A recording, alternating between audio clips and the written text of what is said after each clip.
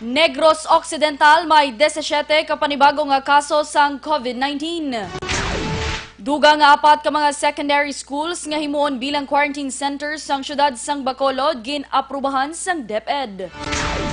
Sa mga balita national, reassessment sa preparasyon sang DepEd sa pagbukas ng klase ginaduso ni Vice President Leni Robredo. Kaso sang COVID-19 sa Pilipinas masobra na sa 50,000. May nga Bacolod, may nga bugos nga bahin sang Western Visayas. Welcome na sa Aksyon Balitang Bayan Numero 1 karon nga adlaw Huwebes, Hulyo 9, tuig 2020. Upod sa inyo galagad, Aksyon Eden Aboso. Detalye sa mga balita lokal pagkatapos gid lamang sini. Aragoy, kasakit.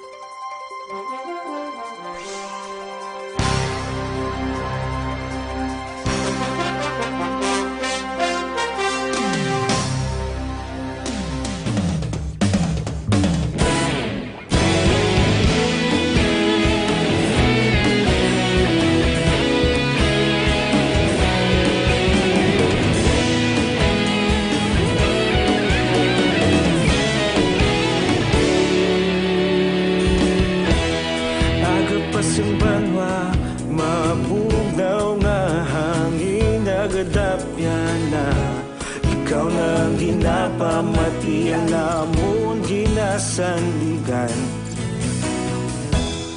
Tingog sang probinsya, kamatuuran ginapalap na minsay nga may dala paglaom kag kasanag.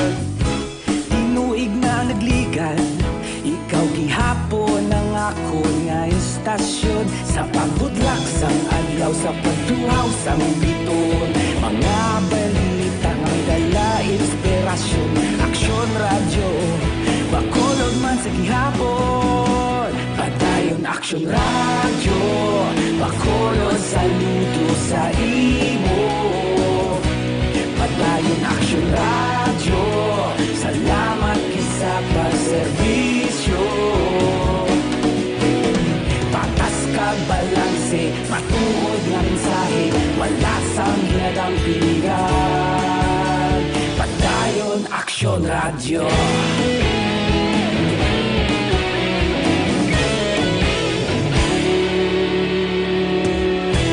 Bacolod nun kag Negros anon inyong pamatian. Stasyon nga nagapalaplag sang kamatuuran. Mabakod nga prinsipyo, reporter handa sa serbisyo. Kahapon, karon kag sa gihapon, kita magapadayon. Tinuig na nagligan, ikaw gihapon ang ako nga istasyon sa pagbutlak sang adlaw sa pagtuhaw sang biton. Mga balita nga may dala inspirasyon, Aksyon radyo, Bacolod man sa gihapon. Padayon Aksyon radyo, Bacolod saludo sa imo. Padayon Aksyon radyo, salamat kit sa pagserbisyo. Patas kag balanse, matuod na mensahe, wala sang ginadang pilikan.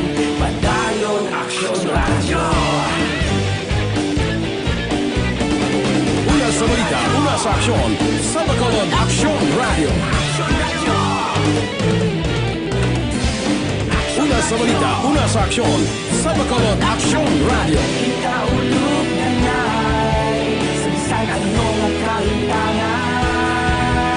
Responsable ang pagbalita, pagdayon na ipalaknan. Malasig pero sigurado, aksyon na may dala pagpalanggan.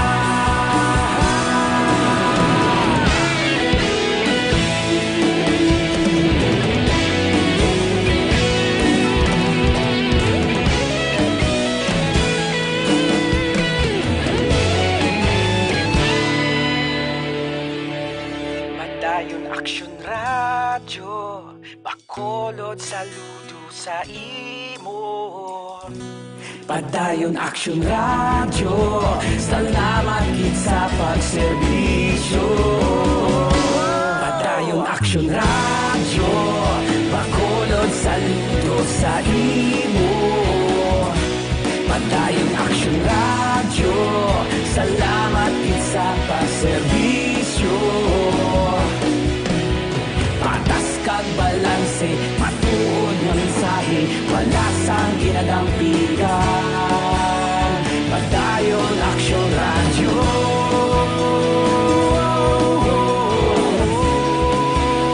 Padayon Aksyon Radyo.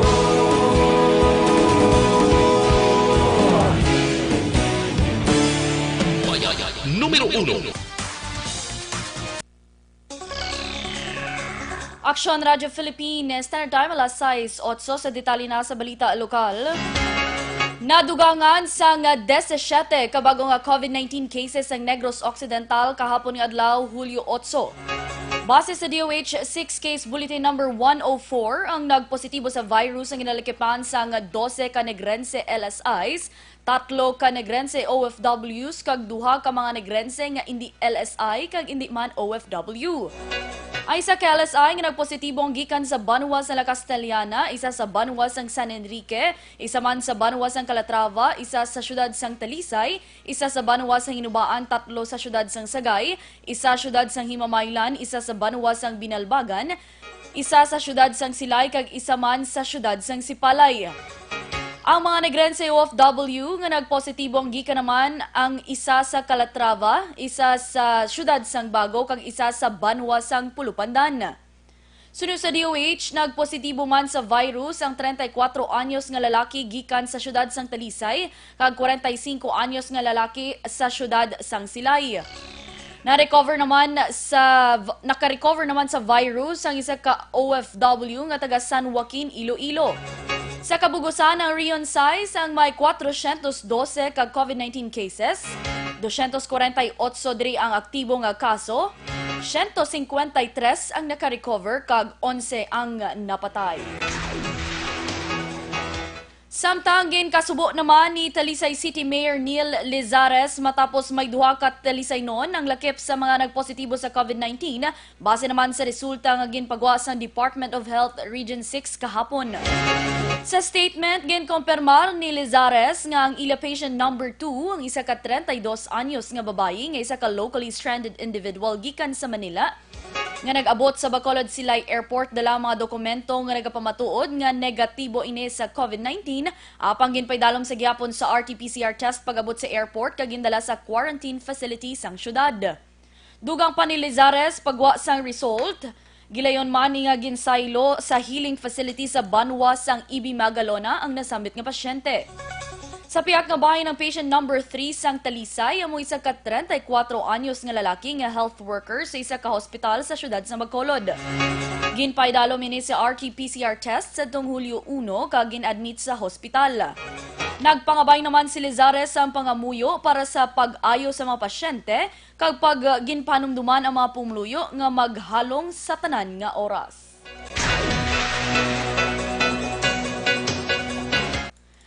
Ginpaydalom naman sa rapid testing ni Silay City Mayor Mark Goles ang 45 anyos nga lalaki nga kalakip sa 17 ka nagpositibo sa COVID-19. Sa interview sa Aksyon Radyo sa alkalde, ginpahayag sini nga hindi siya kumbensido sa report matapos na ibaluan nga nagpositibo ang hindi locally stranded individuals, hindi returning OFW kag wala sang close contact sa mga LSIs. Dugang pa ni Goles ang kaso nga magnegatibo sa rapid test ng pasyente, iya inipas reswab kag kon magnegatibo, dako ini nga palamangkutanon sa accuracy sa ginapagwa nga resulta.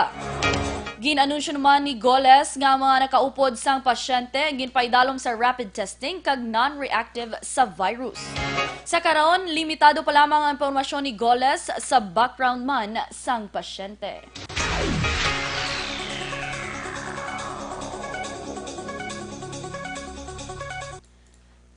Sa iban pa nga balita lokal, Ginaprubahan naman sang Department of Education Region 6 kag DepEd Bacolod ang dugang nga 4 ka mga secondary schools nga paghimuon nga quarantine centers sang syudad.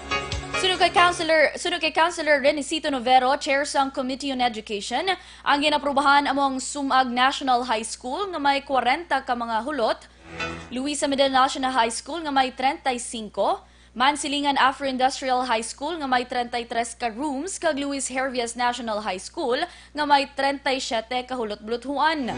Nagpangabay man ang syudad sang extension sa pag-usar sa mga eskwelahan lapaw sa Hulyo 30. Una nga ginusar sa syudad ang 7 ka mga public elementary schools bilang quarantine center para sa mga locally stranded individuals.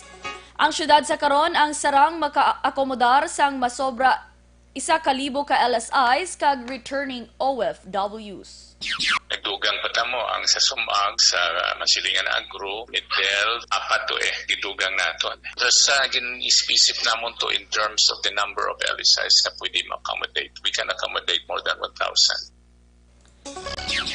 Ang kabahin sang pagpahayag ni Councilor Renisito Numero. Samtang nagdangat naman sa 75% ang kadamon sa mga estudyante nga nagapa-enroll sa mga pampubliko nga buluthuan sa Negros Occidental as of July 6, 2020. Inigipresentar nga datos ni Negros Occidental Schools Division Superintendent Marcet Sabaluca sa Provincial School Board meeting nga ginapamunuan ni Governor Bong Lacson sa Social Hall sang Kapitolyo Provincial. Sunod kay Sabaluca, yara naman sa 74% ang mga nagapa-enroll sa Kinder to grade 6, 72% naman sa grade 7 to grade 10, 90% naman sa grade 11, kag 96% para sa grade 12. Ginpasiguro ni Sabulaca nga dayon ang pabukas ang klase sa mabot nga Agosto 24 kag pwede sa gihapon batunon ang mga wala makapa-enroll sa bulan sang Setyembre ukon Oktubre.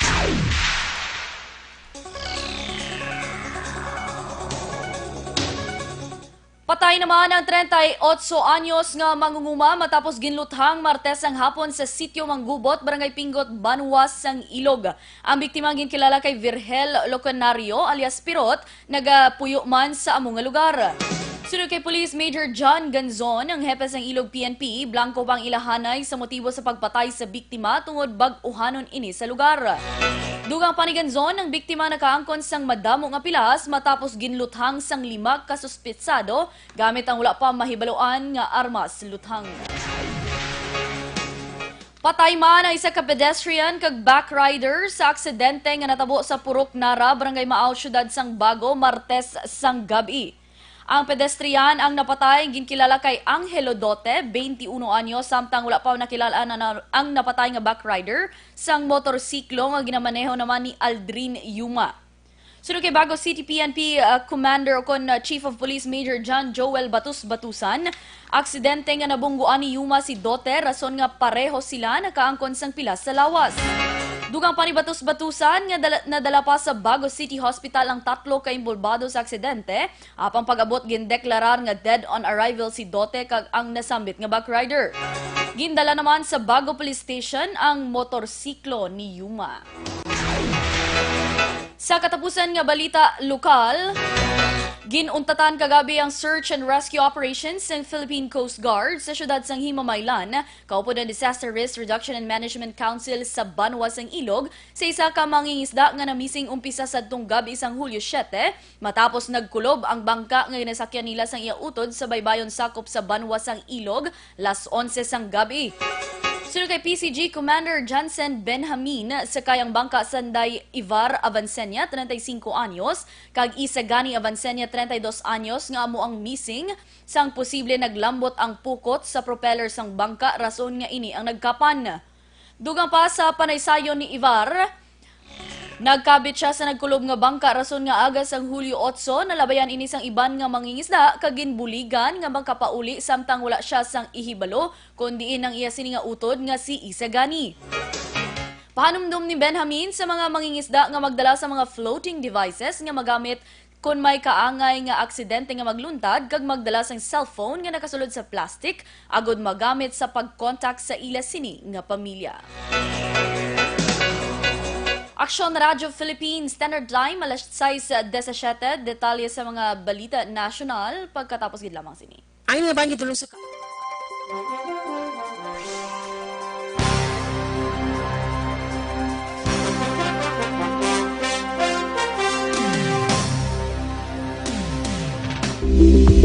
Ito ka mga importante nga mapamagi agud mapungga ng paglaptas ang Coronavirus Disease 2019 o kung COVID-19 sunod sa World Health Organization o kung WHO. Una, ugaliyo na masami nga pagpanghugas ang kamot agud mapasigurong katinlo sa kaugalingon. Ikadua, likawan man ang masami nga pag-uyat sa ilong kamot kag baba. Ikatatlo, tapunan sang tisyo kung kamot ang baba kung ginaubo. Ikaapat, likawan ang pagpadulong sa mga lugar nga masami ginatipunan sang publiko. Ikalima, magtiner sa puluyan kung hindi mayong kondisyon sang lawas ilabi na kung nagabatyag sang hilanat kag ubo. Ikaanom, kung naga-eksperyensya sa hilanat ubo o kung kabudlayan sa pagginawa. Kilayon nga magpakonsulta kung magpangayo sang panugyan gikan sa isa ka doktor. Ikapito, tingwaan nga mangin updated sa balita kag mga informasyon angot sa COVID-19. Ining apahanumdom ang ginatulong sa inyo sa kaalwan sang World Health Organization, Department of Health kag Aksyon Radio Bacolod.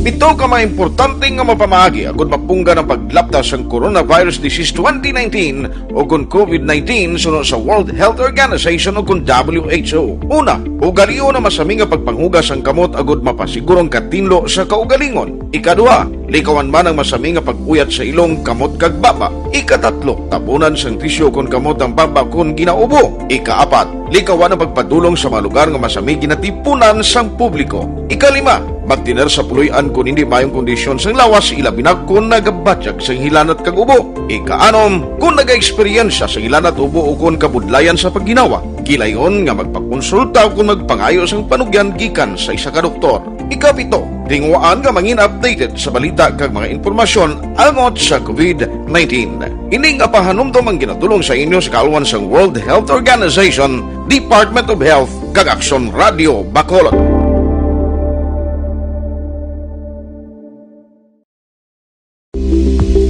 Ito ka mga importante nga mapamagi agud mapungga ng paglaptas ang Coronavirus Disease 2019 o kung COVID-19 sunod sa World Health Organization o kung WHO. Una, ugaliyo na masami nga pagpanghugas ang kamot agud mapasigurong katinlo sa kaugalingon. Ikadua, likawan man ang masami nga pag-uyat sa ilong kamot kag baba. Ikatatlo, tapunan sang tisyo kung kamot ang baba kung ginaubo. Ikaapat, likawan ang pagpadulong sa mga lugar nga masami ginatipunan sang publiko. Ikalima, magtiner sa puluyan kung hindi mayong kondisyon sang lawas ilabi na kung nagabatyag sang hilanat kag ubo. Ikaanom, kung naga-eksperyensya sa hilanat ubo o kung kabudlayan sa pagginawa. Kilayon nga magpakonsulta kung magpangayo sang panugyan gikan sa isa ka doktor. Ikapito, tingwaan nga mangin updated sa balita kag mga informasyon angot sa COVID-19.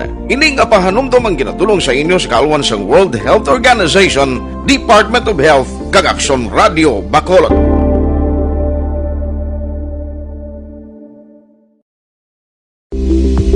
Ito ka mga importante nga mapamagi agud mapungga ng paglaptas ang Coronavirus Disease 2019 o kung COVID-19 sunod sa World Health Organization o kung WHO. Una, ugaliyo na masami nga pagpanghugas ang kamot agud mapasigurong katinlo sa kaugalingon. Ikadua, likawan man ang masami nga pag-uyat sa ilong kamot kag baba. Ikatatlo, tapunan sang tisyo kung kamot ang baba kung ginaubo. Ikaapat, likawan ang pagpadulong sa mga lugar nga masami ginatipunan sang publiko. Ikalima, magtiner sa puluyan kung hindi mayong kondisyon sang lawas ilabi na kung nagabatyag sang hilanat kag ubo. Ikaanom, kung naga-eksperyensya sa hilanat ubo o kung kabudlayan sa pagginawa. Kilayon nga magpakonsulta kung magpangayo sang panugyan gikan sa isa ka doktor.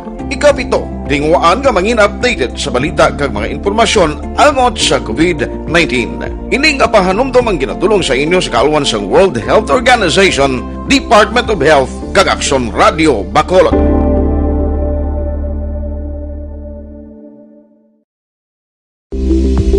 Pito ka mga importante nga mapamagi agud mapungga ng paglaptas sang coronavirus disease 2019 o kung COVID-19 sunod sa World Health Organization o kung WHO. Una, ugaliyo na masami nga pagpanghugas ang kamot agud mapasigurong katinlo sa kaugalingon. Ikadua, likawan man ang masami nga pag-uyat sa ilong kamot kag baba. Ikatatlo, tapunan sang tisyo kung kamot ang baba kung ginaubo. Ikaapat, likawan ang pagpadulong sa mga lugar nga masami ginatipunan sang publiko. Ikalima, magtiner sa puluyan kung hindi mayong kondisyon sang lawas, ilabi na kung nagabatyag sang hilanat kag ubo. Ikaanom, kung naga-eksperyensya sa hilanat ubo o kung kabudlayan sa pagginawa. Kilayon nga magpakonsulta kung magpangayo sang panugyan gikan sa isa ka doktor. Ikapito, tingwaan nga mangin updated sa balita kag mga impormasyon angot sa COVID-19. Ining apahanumdom ang ginatulong sa inyo sa kalwan sang World Health Organization, Department of Health kag Aksyon Radio Bacolod.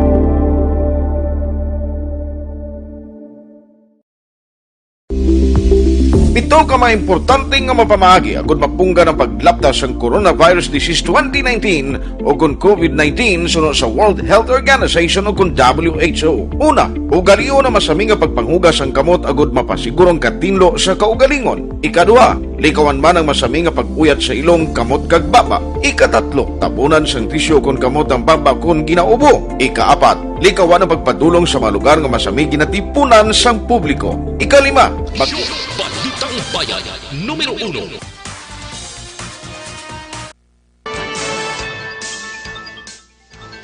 Aksyon Radio Philippines, Standard Time, alas 6:23.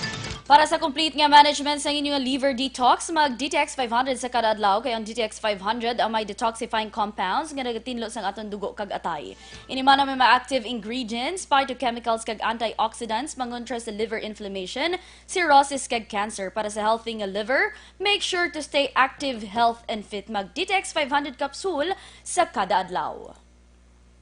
Sa detalye na sa Balita National, ginpahayag naman ni Vice President Leni Robredo nga kinahanglan sang reassessment sa preparasyon sa Department of Education sa pagbukas ng klase sa Agosto 24. Sunod sa Vice Presidente, kinahanglan ang assessment sang DepEd para amyendahan sang Kongreso ang layi nga nagapaisol sa pagbukas ng klase. Dugang pa ni Robredo, obligado ang Kongreso nga ipaisol ang school open kon mismo ang opening kon mismo ang DepEd ang magsiling nga hindi pa handa para sa panibagong nga mode of teaching. Palayag ni Robredo, nakaistorya siya sa grupo sang mga manunudlo nga nagapabutyag nga hindi pa ang mga ini handa sa pagbukas sang klase. Samtang nadugangan naman sang 2,539 ang aktibo nga kaso sang COVID-19 sa Pilipinas, rason nga nagsaka sa 36,457 ang total active cases sang masakit. Sa record nga ginpagawa sang Department of Health, 50,359 ang kabilugan nga kompirmado nga kaso sang COVID-19 kag ang 2,539 nga nagdugang ang ginalakipan sang 1,922 ka fresh cases kag 617 ang late cases. Ginanunsyo man sang DOH ang 202 nga recoveries ng COVID-19, rason nga nagsaka na sa 12,588 ang total recoveries ng masakit sa Pilipinas. Samtang 5 ang nadugang nga napatay, rason nga nagsaka na sa 1,314 ang death toll sa pungsod tungod man sa COVID-19.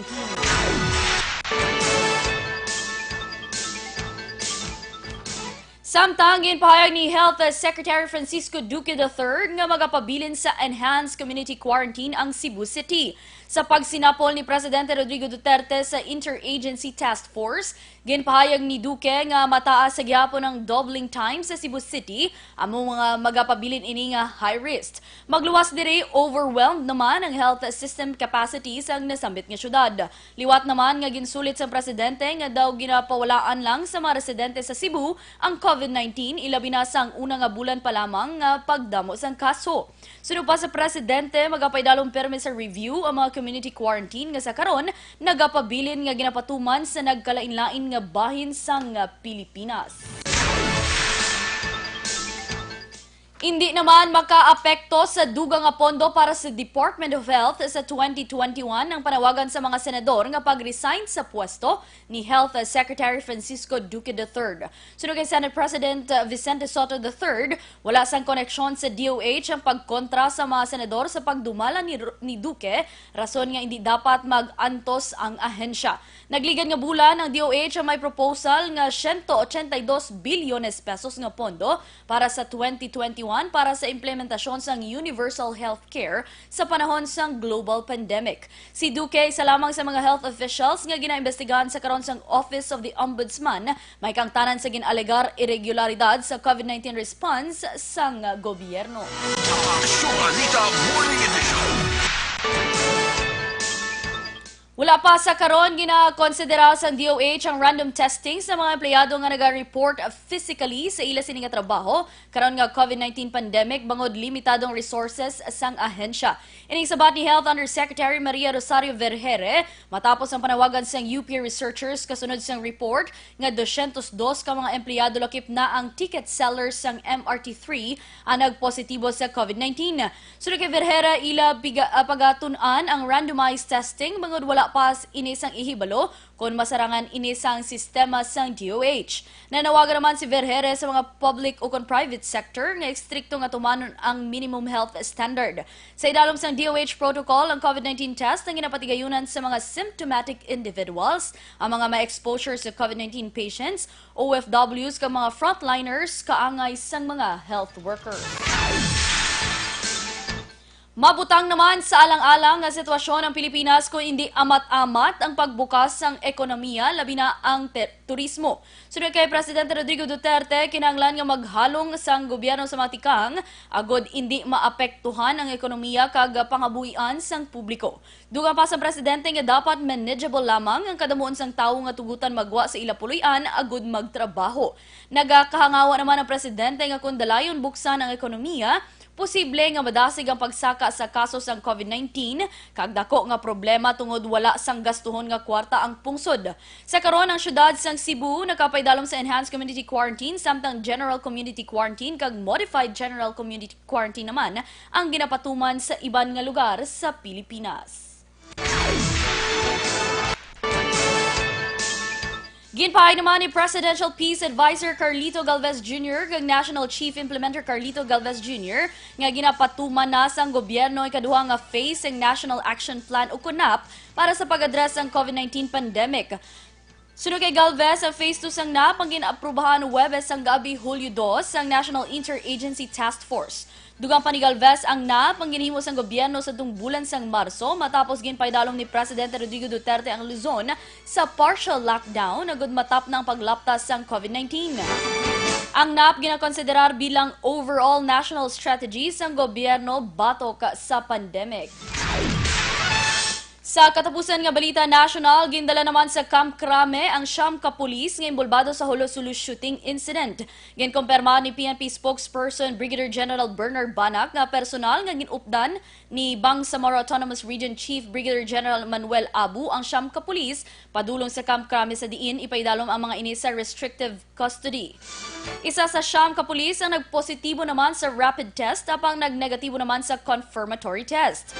Sunod kay Banak tuyo sa pagbiyahe sa 9 ka pulis agud masiguro nga makaatubang sila sa tion nga usisahon sa National Bureau of Investigation nga among nagauyat sang kaso. Aksyon Radio Philippines Standard Time alas 6:30 kag inyo nabatian ang detalye sang balita lokal kag nasyonal dire lamang sa Aksyon Balitang Bayan Numero 1. Standby na sa Aksyon Report second portion kaupod si Aksyon Fred Salanga. Balikay kita karon sa Aksyon Balita Morning Edition kaupod sa inyo sa gihapon Aksyon Eden Aboso. Una sa balita, una sa Aksyon, sa Bacolod Aksyon Radio. Aksyon Radio! Manila Broadcasting Company.